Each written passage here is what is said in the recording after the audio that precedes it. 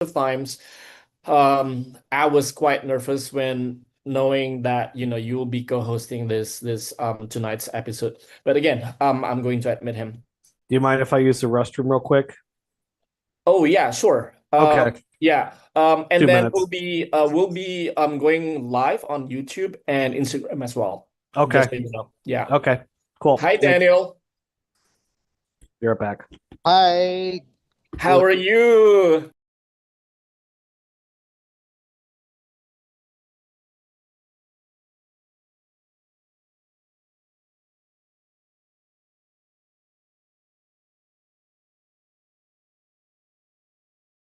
Episode of this season. Oh, So we are entering the third season of this podcast, and you are our first speaker, and I'm very happy. And this time we have Harry, who will be co-hosting this podcast.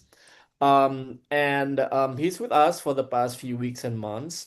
And he's got some questions for you as well. And we had some discussions about history and about Indonesian young people and Southeast Asian issues and stuff, and how we bring about, I don't know, like Neohistoria to the Southeast Asian scheme, like the broader scene of Southeast Asian issues and history, culture, and tradition. I believe you have a lot to say tonight and share with us.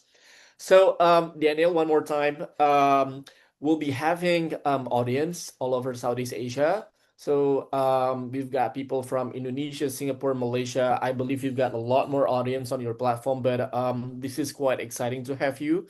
Rafa has been talking a lot about you since probably 2 years ago, like 2024, but we just got the chance to get you on our show tonight, which is really exciting, I would say. thank you so much for having me today. Nice to meet you, Reza, and of course to you too, Harry. Yeah, Yeah, yeah. it's been an honor for me to have opportunity to discuss and talk about my platform. I hope we can do a constructive discussion tonight. Oh yeah, yeah, definitely. And then we are also looking into I would say a follow-on collaboration beyond this podcast. So I don't know if we can think of something we can do together offline, more particularly. For example, we can have like discussion or dialogue on, I don't know, Indonesian or Southeast Asian histories with young people, collaborating with probably another institutions or organizations who are like-minded. So yeah, I think it's gonna be very interesting. Or it can be like a museum visit, like a curated museum visit, right? So you can be talking about the history of certain museum in Jakarta, and the audience, the participants will have questions for you to sort of answer from your own perspectives, right? It will be interesting. I think I can come up with a lot of ideas and imagination at the moment. And just so you know, we'll be live as well on YouTube and Instagram. And yeah. All right, let's wait for Harry to get back from the restroom, and I'll introduce you to our audience. Yeah, there's a lot of things that we can collab together in the future, Yeah, and yeah. we'll be always ready for collaboration. So feel free to discuss. Sounds good. Yeah, Yeah. sounds good. Yeah. Because I think this year we'll be having some collaborations that actually highlight the issues of Oh, culture, history, and tradition with different institutions. And I believe Neo Historia will be very much interested in that as well. yeah, that might be nice. Yeah, both like national and international organizations that we've been collaborating with already. So yeah. Yeah, that's a good idea. All right, let's see. Hi Harry, are you ready for the discussion tonight? Sure, why not? Hi, Dan. All How's it right. going? Hi, Harry. How's it going? I'm very good, very fine today. How about you? Just fine, my guy. Just adjusting my Uh, camera, make sure and I look pretty. yeah, I hope I do have a pretty face sensor on my camera, but I think it's dusty on my iPad right now. Ah, okay. Well, it will look fine. I think everybody here looks fine. Okay. All right. So let me say hi to our audience. Good evening, Seasia friends, wherever you are in Indonesia, Malaysia, Singapore, Thailand, the Philippines. Tonight, we are on our third season of our online podcast, The Viewpoint. And tonight we have our special guest, Daniel Limantora, the founder of Neohistoria, a digital media platform who was born from a passion for making history more meaningful and accessible to wider audiences in Southeast Asia, of course, and beyond. With a strong interest in the role of history in shaping public understanding, Daniel established the platform in 2019 as a space where historical knowledge could be presented in a more engaging, relatable, and enjoyable way. His vision reflects a belief that history should not be confined to textbooks or classrooms, but should instead be part of everyday conversation and public awareness. So, without further ado, I'm Muhammad Reza from the Good News from Southeast Asia, and my colleague. Assalamu alaikum, nerds. It's me, Harry, again. How y'all doing? Good to see you. All right. So, Daniel, what inspired you to found Neohistoria in 2019, and why did you feel Indonesia needed a platform like this? Okay. This is very um it's a very long story about my passion for history. Mhm. But for sure, I really love history. History is a story that will never end because what we are doing today is history also, right? In the future, tomorrow will be the future that belong for today is a history. So yeah, and I think that history is a chance of event that shape us today. And I love that history. I love that story because it contains so many things that make me in awe. It makes me feels my imaginations flowing everywhere, and I really love that. But something uh, is really wrong, Reza, Harry, Mhm. because Hmm. as long as history is still like something that belong to textbook, we are not going anywhere.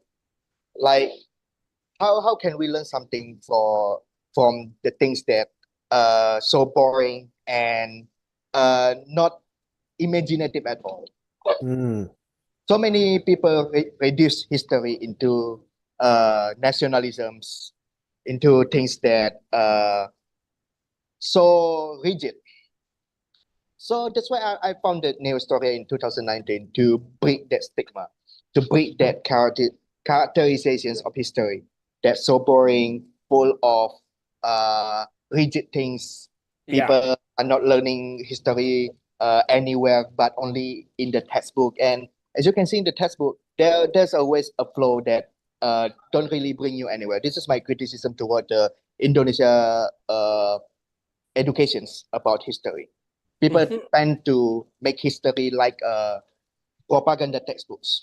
I'm so sorry. I just want to really say it out loud, but it's Yeah, really yeah, like sure.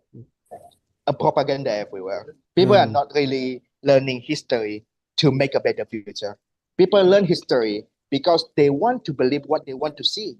They want to believe Mhm. what they want to believe, and it is not getting us everywhere. I, Hmm. I love history since I was in elementary school, and there's a lot of story that I actually in awe with that.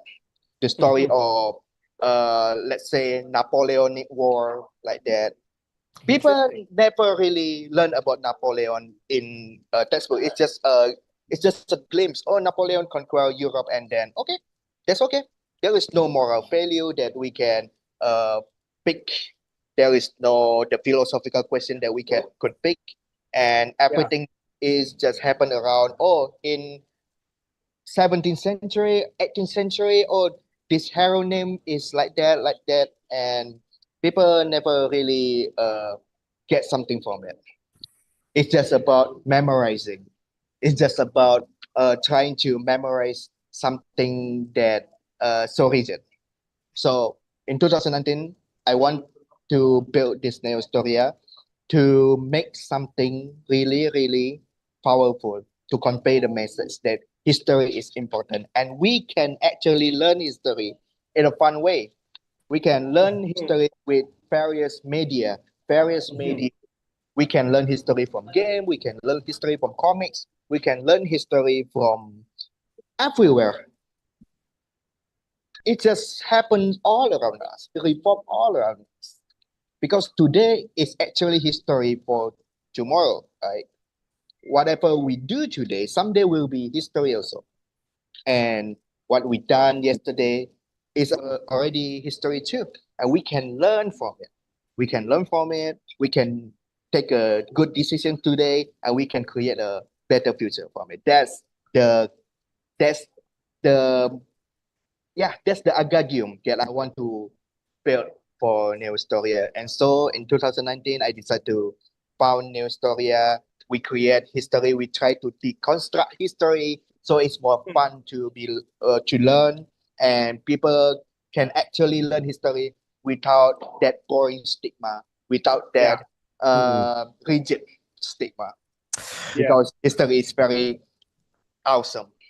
Daniel, I have a question for you for our international viewers and audience. And for me, as an American growing up in Texas, one of the things I heard as a criticism of the Texas public school system is that our textbooks in America are also basically government nationalistic propaganda. So, I just for clarification, you're not the only country that has this accusation. If it makes you feel any better, first of all, but second of all, when you say that the textbooks are a little bit propagandistic or a little bit naive, are you referring to just government schools?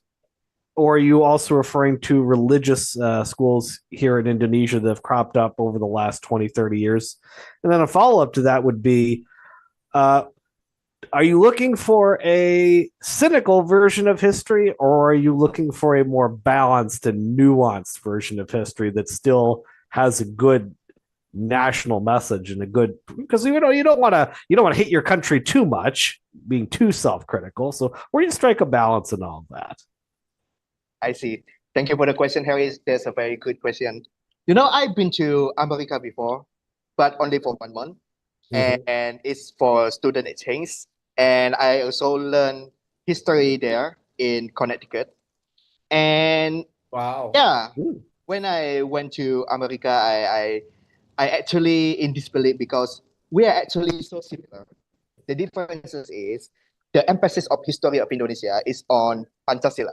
Meanwhile, the US history is more emphasis to US constitutions. We the people, right? And there's a very bit similar. Propaganda states just what you say, Harry. A bit more naive, more nationalisms, and etc. Yeah, we have so many similar things. But I just want to say that actually I really want to destroy and deconstruct what history really means. People are saying that history is means to build our nationalism, is to make our love for our country. Don't criticize too much. If you criticize too much, you are not loving your country. Why you criticize your country that already give you a place to work, to study, and so on like that? But I have a different thinking. Democracy is the foundation of our country. Democracy, which means the people rule the country. The country for people, on people, and to people. And criticism is a working mechanism that ensures people can actually love their country. We want to love our country with common sense. We don't want to love our country because somebody tell that our country is good. We love our country because we are allowed to criticize our country. We are allowed to express our opinion, to have a freedom to make our thoughts to be heard. And Neohistoria, I want to show them that I really love my country. That's why I trying to deconstruct their history. So people are not love their country blindly. Mm-hmm. They love their country because they choose to love their country, not because they commended for it. I do not adhere to forced love. I don't have opinion on harsh love because love is not harsh. Love is not forced. Love uh is coming from your heart, Yes. sincerely. And by doing a paper for our history, that's the first step. That's the first part that we need to do to learn history more honest, not naive, cover both sides, allow people to form their thinking, to form their freedom of thoughts, not because of propaganda, but because they love their country, because they chose to love their country. And Yeah. having said that, Daniel, many people they see history as dry or difficult. How does Neohistoria under your leadership try to change that perception? Yeah, the as you can see in my Instagram pages, in Neohistoria, Facebook, Twitter, we upload memes as a medium to telling history in another perspective. You can see in the latest post that we talked about the history of Australia, which once a penal colony, and we trying to convey the message into memes. And I think memes is a very great medium to tell history because it is easy to make, it is accessible, and people are actually understand it. It's not an inside joke because everybody just know about, okay, the latest meme is a SpongeBob format. Everybody knows SpongeBob. Everybody knows how ridiculous they are trying to make their expression like that. So we're trying to use that media. I just want to say thank you to Stephanie here. And we compare message to that medium. Sometimes we are doing humor, we are doing a snack comedy, and yeah, we are trying to make people feel relaxed to learn history. But sometimes we also ask the philosophical question. Because I believe, Reza, Harry, all of us, all of human in this world love to ask something. And sometimes this question develop into philosophical questions. We are philosophical by nature. We tend to ask people about how lives work, how do you do. It's all report about question. So by making that question, we also create public discussions. Everybody can express their thoughts. Just what I said earlier. Everybody can make their freedom of thoughts. Just say. Don't be afraid to say out loud your opinion in your head. That's what we to make it. That being said, Daniel, where do you see Indonesia going over the next century? Do you think, after giving a more nuanced understanding of history of Indonesia, a patriotic but nuanced understanding as you describe it, do you think Indonesia has a special and unique destiny as a rising power, especially something that it's considering it's in the G20 now, it's the largest Muslim country in the world. Do you think that in the coming decades, years, that Indonesia will be in the top 10, have some unique power? What, and if so, what is Indonesia's unique, we'll say, superpower on the world stage based on your analysis of history and as it relates to modern times? That's a really great question because actually, my friend asked me the same question when I was studying in US, and he asked me these questions. Indonesia are very invisible to the world. People only know about Bali. To be honest, that's very that's very sad. Indonesia is Yeah. the largest archipelago in the world, Yes. the fourth most populous country in the world. Yet people only know about Bali. That's humiliating. But in the few next century, we still have a time to develop this country into something that benefited not only our country but also the whole world. And we already see this. We already see this a few decades ago.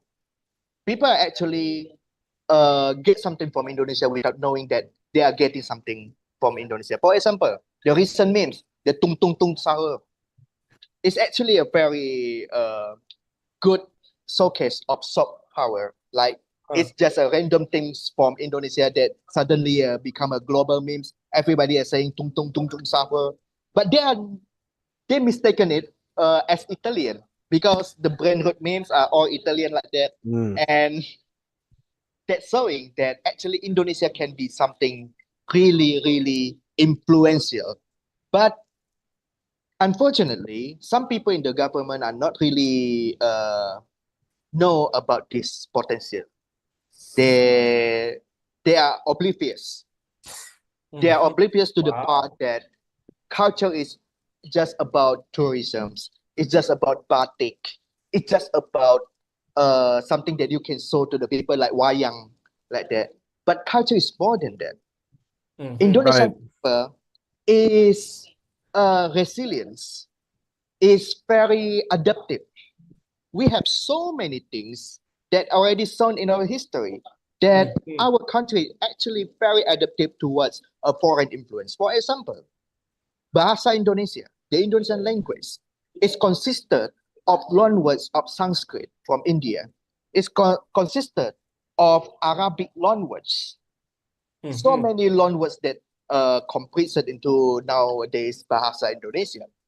And that foreign influence actually shaped us into uniqueness of us. Hmm. Every influence from outside become the culture of us. Indonesian people are very adaptive. Indonesian people are very good at taking something good from outside and then create something good from it from inside. And then they share it to the world. They create that influence into culture. They create that influence into memes. And the recent decade is already showing us that Indonesia are capable to actually showcase their soft power like that. We are not meant to be a hard power country because the history already taught us our military compared to another superpower is not too strong compared to China, compared to United States. Our military is not really strong to make a big stick diplomacy power. Mm. But Well, not to. Oh, sorry, I didn't mean to cut you off. oh yeah, it's okay. No, I was going to say not to follow up on that. Do you think that President Prabowo's move to send peacekeepers to Gaza was a form of soft power, trying to negotiate between major powers? Is that was that a unique move in Indonesian history, or is this something that's been done before? Because I feel like he was trying to really capitalize on some kind of soft power, but maybe it wasn't quite there yet. What's going on? Hate to put you on the spot. Yeah, it's already been done before because back in New Order, Suharto era, we already sent a peacekeeper to various part of the globe. For example, to Balkan, to the Middle East, the uh, Central Africa. We already sent peacekeeper there to the United Nations peacekeeper troops.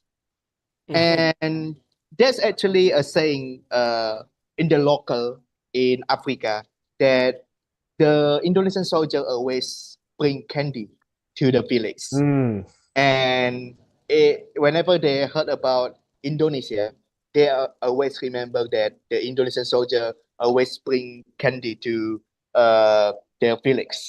And I actually discussed with a lot of general that has been deployed as peacekeeper a few decades ago. And they're actually saying that Indonesia are respected because we are really involve ourselves into the peace initiative because it's already written in our preamble of our constitution. The peace of the world is part of our visions. And I think Prabowo is actually doing a good decisions, but a bad communications. The good decisions is he want to involve with global diplomacy, but he make a very bad communications because he's still using the Cold War framework. We are living in a totally different era. We are not living in the Cold War anymore. There is no Soviet Union. There is no communist China like Mao Zedong anymore. And the world is changing. The world is rapidly changing. But Prabowo is still using that Cold War uh, doctrine to the diplomacy. That's what makes him vulnerable to the bad communication. And people accuse him to be very soft toward Israel and their Zionist initiative uh, to to save Gaza, like what they are trying to save, like what they are discussing in Knesset right now in Israel. So Prabowo is making a good decision, but a bad communication because he's using a very outdated framework to dictate the global diplomacy. That's my opinion. I'm glad you said that because oftentimes I see on social media about Prabal and this issue that somehow he's been corrupted or that he's like capitulating, and I didn't really find that argument very compelling. I've never seen anything about Mr. Prabal that implies that he's a hardcore Zionist, or the only thing that I've seen is that he of course, views America as a counterbalance towards China, and he wanted to have better relations with Donald Trump in America. But that doesn't necessarily mean that he was a Zionist. If anything, that kind of relationship, in theory, would have brought America, at least that I was hoping, as an American, as a Muslim, that living here as an expat in Jakarta, that maybe we'd become closer to Islam, to the Muslim world, to the global South, and away from Israel in particular and the Zionist project. I don't think that he was trying to, promote Zionism, and I'm glad that you put it in that way. He's having a problem with communication, but not necessarily intent. Yeah. And I think I just want to be objective because it actually contradicts what Prabowo did when he was not a president. Like he giving a scholarship for Palestinian children to study in Universitas Pertahanan, the University of Defense. So I just trying to objective. But because of these bad communications, Israel having a higher moral ground. They are using Prabowo as an argument that even the largest Muslim country in the world are supporting our initiative toward Gaza. And that's actually a very bad PR. It's a very bad public relation communication. So, yeah, just like what I said earlier, he's actually making a good decision, but just a very bad communication. And I just want to be objective about that. And to add to that, Daniel, at the heart of Neohistoria is the belief that history helped us make better decisions today, right? Especially with, I don't know, be it the Indonesian administration or government or any governments in Southeast Asia. How do you personally define that connection between the past, the present, and the future? Like, given the geopolitical situation nowadays. Yeah, I see history like a spider web. It's connected everywhere. Let's see our present today. We live in 2026. A lot of things happen. Trump attacking Iran, Indonesia having a new president, and so on. China is still Xi Jinping, and so on. If we want to analyze today conditions, we need to look back to the past because it is not happening in instant, right? It's happening because something happened in the past that shaped our presence. And because of that, our present, we are actually shaping a future today. There's a philosophical question about time. about Mhm. how we perceive times. There is no Yeah. tomorrow. We only can perceive today. There is no Mhm. tomorrow. There is no past. We can only perceive today. That's why humanity can actually build a civilization because we create future and past as a concept. If we Yeah. ask another species, if we ask, let's for example, cat or cow or Yeah. maybe pig or another species, accept us, they Mhm. are not understand about the concept of time. They only know about, yeah, I'm living for today, and that today will become tomorrow someday. So I Mhm. don't have any concept about future or the past. But we are different Mhm. because of our new because of our brain are very complex, and we have more neurological things to think about something. We do Yeah. have a concept about past and future. And Yeah. because we have that concept, we need to learn from the concept. We need to Mhm. prepare for the next 5 years, for the next 10 years, next 50 years, or even the next century. We need Yeah. we need to think about that. And how can we actually think about that? By learning history, by learning everything in the past that can actually give us a boost to make a good decision today, to create a better future. That's what I see about history, to connect them all, to connect the past, present, and future, and then we can make a good decision today. Yeah. Uh, yeah. And since you mentioned about today, how do you Oh, decide which historical topics or stories are most relevant to today's audience, especially the younger generations in Southeast Asia, or probably in the US as well? I mean, like Harry, feel free to um, you know, to weigh in. Yeah, I'm very curious about this because as an American, I'm often asked what's going on in America. Like everybody can see that the house is on fire. So uh, when Reza and I were just having a little chit chat before the show, he was asking, "So Harry, how are Americans taking their history right now?" And yeah. to be honest, it is a fascinating debate and a highly politicized one. I don't think y'all are in Indonesia are experiencing this kind of political polarization like we are. It's almost like there's two different sets of history books. There's the one that says America can do no wrong, and then there's the one that says America's evil incarnate. And the reality is, for me, I'd say over the last 20 years, I went through a phase where I kind of took the red pill on the Matrix side, so to speak, and tried to see how far down the rabbit hole everything went.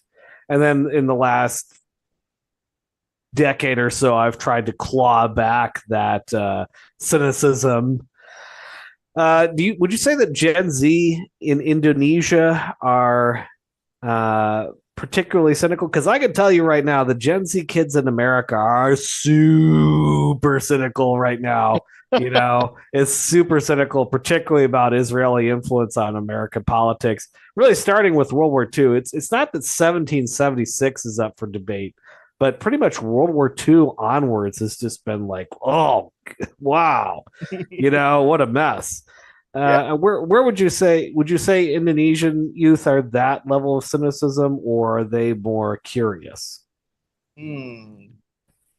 That's a hard question to uh because hmm, because I never see a certain demographic as monolith. Uh-huh. Younger Interesting. generation in the world, not only Indonesia, even in America, even in Europe, even in Russia, they are very colorful. I want to use these Yeah. terms because actually we cannot see younger generation as something monolith anymore. Mm-hmm. We are not monolith. We are come in many forms. There are the younger generations. They are very cynical. Like they won't even believe that the human ever been a moon. Right? Oh, they are faking the moon landing like that. And some people are saying that, oh, are you getting into a conspiracy stuff or something like that? So Mhm. there's a lot of younger generation that want to ask about what is really going on today, and they are questioning everything. They are getting every answer and as they can, because Yeah. we never really experienced the flow of information like today, as our ancestor. No, as our grandparents or our parents. Yeah. There is no internet in their era. There is Yeah. no Wikipedia. There is no uh AI. But now the generation, they just can access everything. They can access information everywhere, anywhere, and this flow of information never happens in human history before. This is the first time we are capable of accessing so many information. So there's a information Mm. outburst. There's a Yeah. information overflow. So people are really having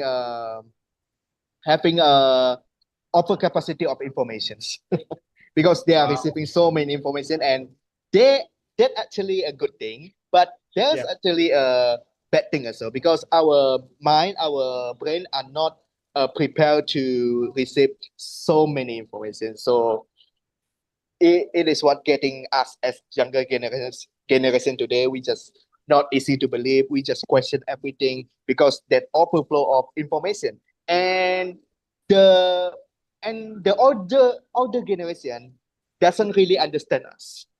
They are thinking that these little bread are very yeah, very naughty, don't want to submit to authority. The younger generation nowadays don't want to listen to the parents anymore, like that. Mm. And it's a gap between the older generation and younger generation today.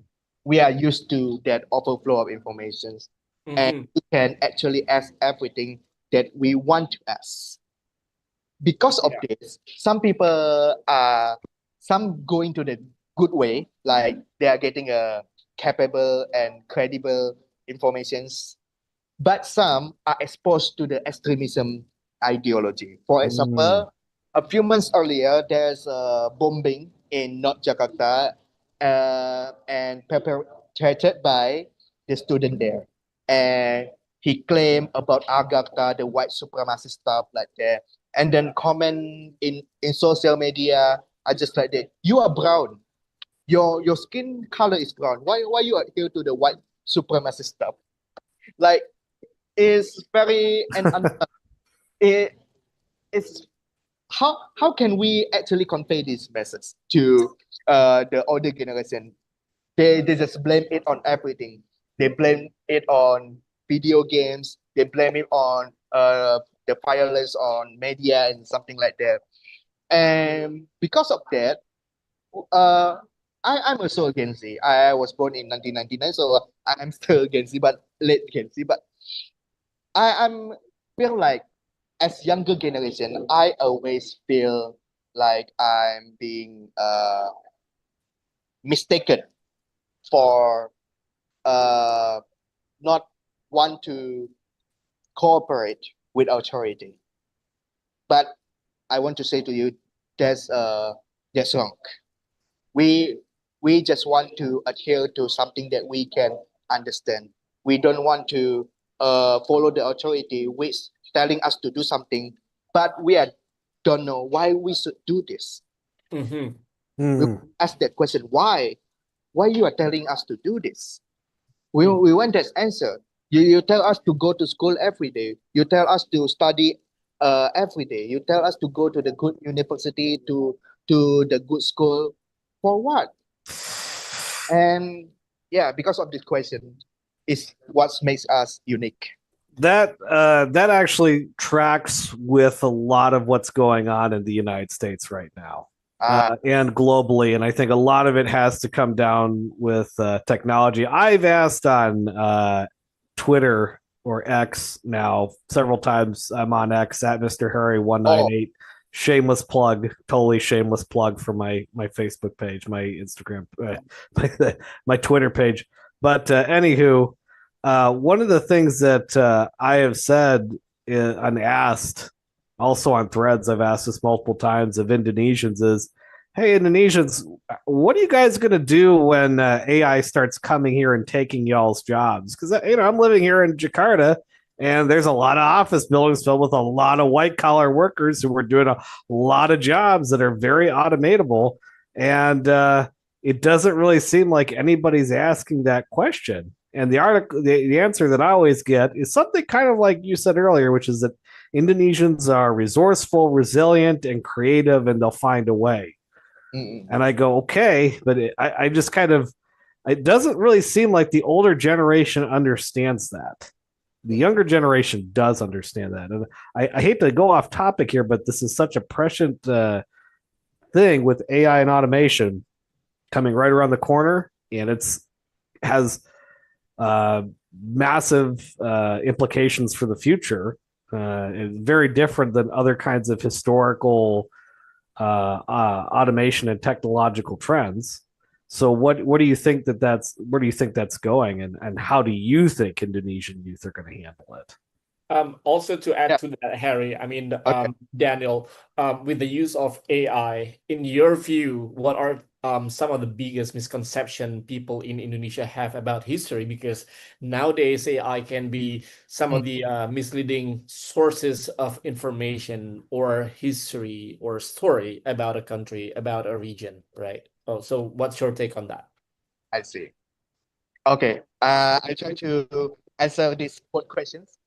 And I actually think about how can actually Gen Z receive uh the the fact that AI are going to uh taking over uh taking over their jobs like that. Mm-hmm. And my answer is most of us is actually a optimist nihilist because we think that yeah everything is going to be bad.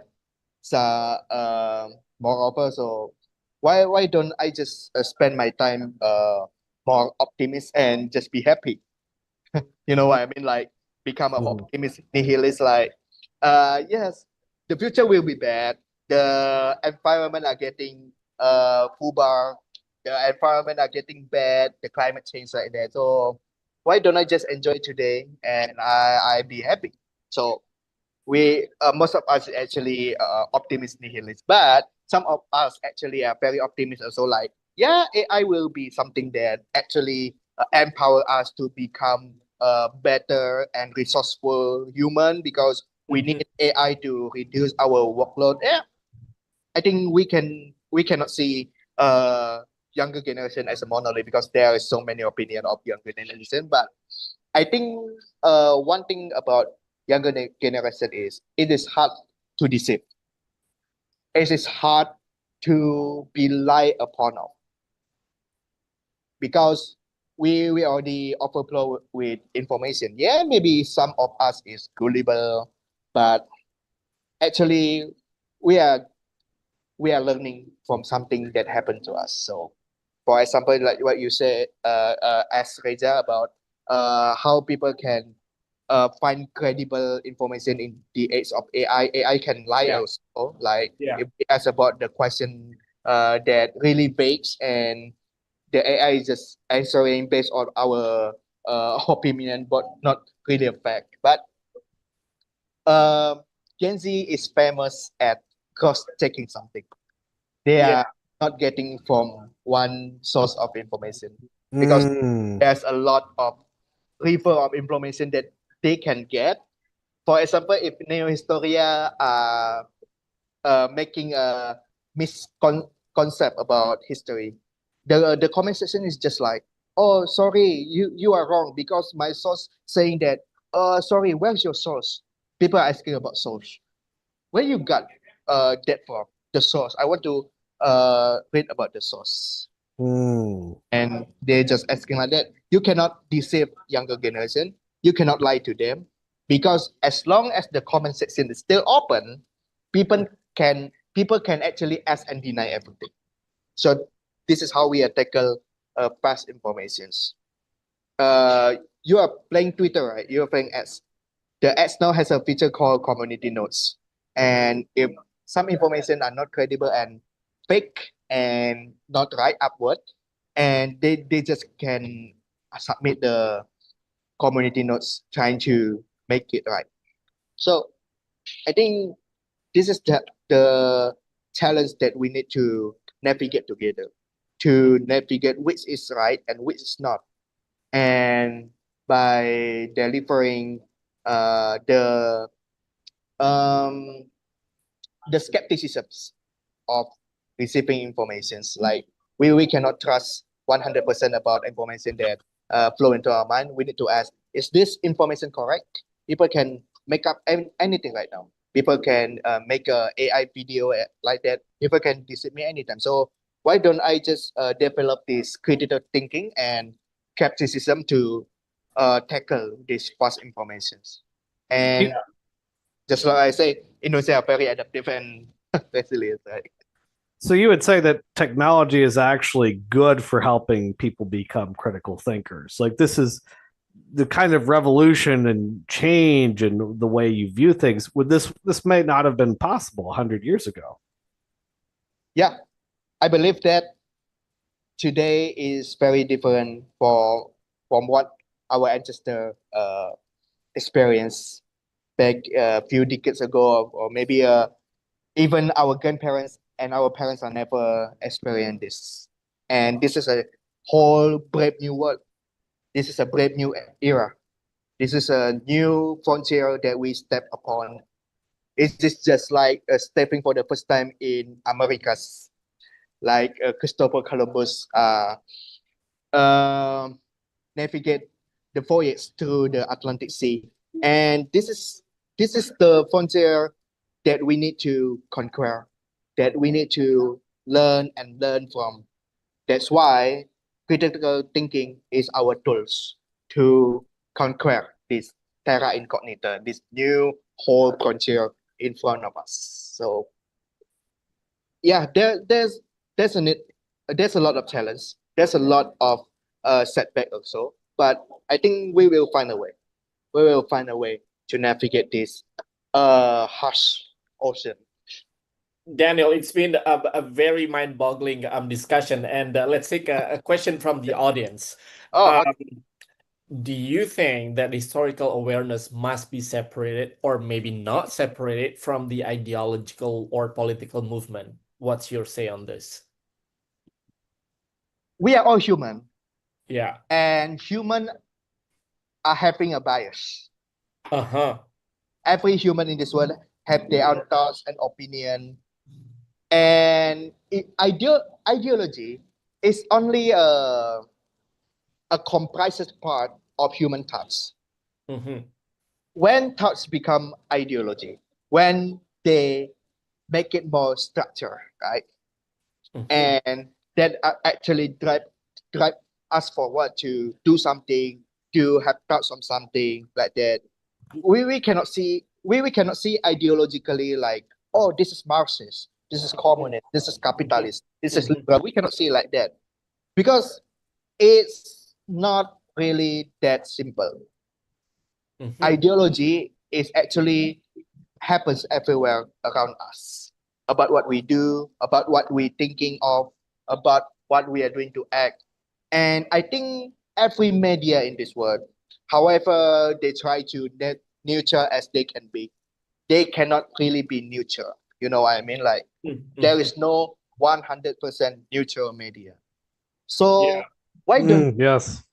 yeah, there's always a bias like in America news service like Fox News, CNN. They also have their own bias, and it become a various memes that I always love to see. And I think we cannot really 100% neutral. A media that claim to be neutral sometimes are not really neutral at all. So why don't we just take side? Uh-huh. Just build Wow. ideological foundation of our media. For example, Neohistoria has ideology also. What is our ideology? Our ideology is belief that we are going to have basic human right for everyone. We learn history because we don't want to adhere for elites. We learn history because we want to serve the common people. We want to serve the everyday people that walking around us in the street, in the road, in the neighborhood. We are not learning history because we want to serve the elites.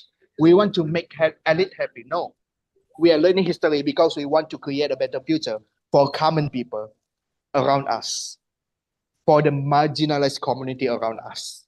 And that's what's become Neohistoria ideology. And there's a lot of people that disagree with Neohistoria also, like, oh, so you are liberal. So Neohistoria is communist.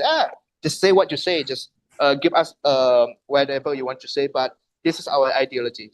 We want to give basic human right for everyone by learning history. And because of that, some people are not really agree with Neohistoria. It's okay, that's fine. Just create your own media and we will help you. I believe that no one can actually monopoly history. No one should have power to monopoly on history. So why don't we just create many history media with various ideology and point of view? Just create a history media and Neohistoria will help you to promote your history media. That's okay. You can for example, why do you learn history? Because I want to become the president age in Istana Negara in palace. So that's okay also. It's your rights to express your thoughts. And because of for what I believe in, just Wow. I And think every media is ideologically served right there. having said that, Daniel, this is the last question from me. What challenges have you faced in building a media platform focusing on history like Neohistoria, especially in a fast-moving social media environment like the last, I don't know, 10 years now? Yeah, I think the challenge is sometimes you are having a writer's block, like uh, because there's a lot of history that you want to cover. There's a lot of things that you really want to tell to the audience, but sometimes it's just too many and make you burn out. That's the challenge personally for me, trying to get past through the writing blocks. But for the larger part of it, New Story are always facing the challenge like people are always questioning about mm, what what is the relevancy of history? What why should we learn history? History is not relevant anymore, and we just need to tell people that history is important. But as you know, there is a 270 million people in Indonesia, and there's a lot of people that don't actually agree with you. So it just become a sometimes it's just become a war zone everyone in the comment sections like that. But this is a fun challenge for me because I believe in democracy. I believe in freedom of thoughts, freedom of expression. People can actually express their thoughts freely without interventions, and that's what I love about history. Yeah? And I really want to keep this challenge as my tools to drive me forward to the future. Wow. Yeah. Yeah, I just have one follow up comment on that. I look at America right now when people say why would you want to learn history? What's the benefit for the future? I can see how not learning our history is actually super dangerous for foreign policy right now because the American people have been seriously propagandized over the last 50, 60, 70 years into a series of very disastrous and foolish wars, which aren't helping us in any way, shape, or form. So I doubt that Indonesia will be marching around the world trying to get everyone to eat nasi goreng and adopt Pancasila.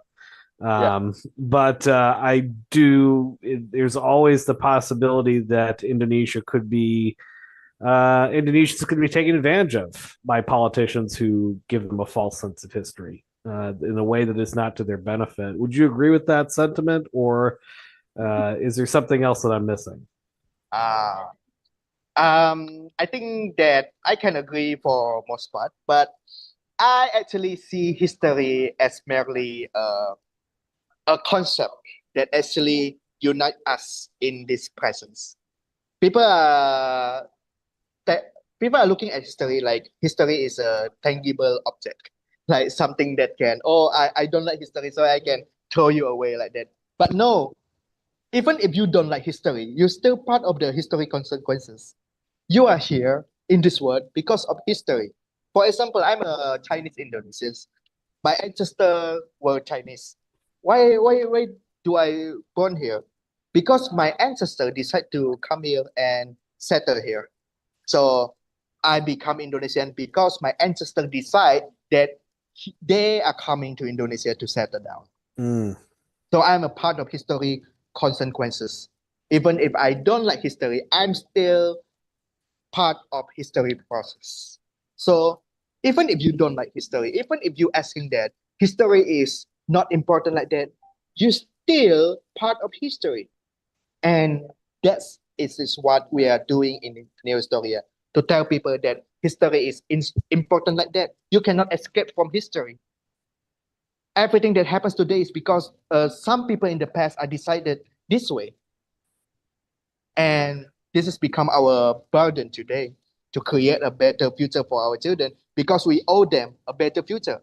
Not because we should, not because we must, not because this is a kind of our heart, because we owe them. This is not humanitarian project which you can claim the higher moral ground. You are doing this because you owe the better future for your children.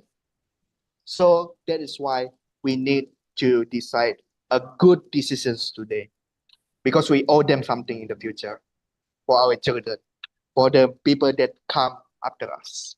And, Wow, Very Daniel, well thank said. you so much for the very thought-provoking discussion thank you. tonight. I think we've learned a lot from your insights and perspectives on how our generations and the future generations should learn or look into our history, especially in Indonesia, Southeast Asia, and also Harry, the current generations in the US as well, and how we should bring history moving forward, right? So again, give it up to Daniel. Thank you so much for Thank you. joining us tonight. And I'm Reza from the Good News from Southeast Asia, and my colleague. Harry, y'all take care now. Assalamu alaikum. Be safe. All right. Well, Daniel, thank you so much again, and Thank I'll you. see you again very soon. And have a good evening.